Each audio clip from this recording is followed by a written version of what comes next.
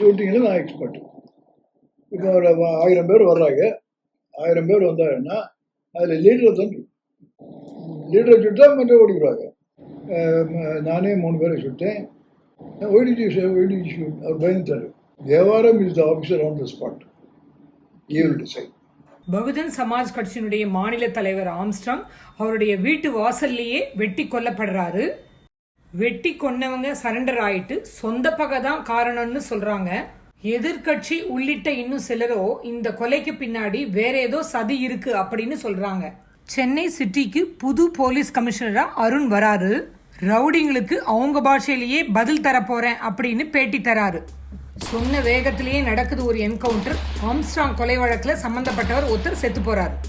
ரவுடிங்களுக்கு encounter மூலியமா பயத்தை உண்டாக்கினாதான் பொதுமக்களுக்கு நிம்மதியும் பாதுகாப்பும் கிடைக்கும் அப்படின்னு பல போலீஸ்காரர்கள் அடிக்கடி சொல்ற ஒரு விஷயம்தான்.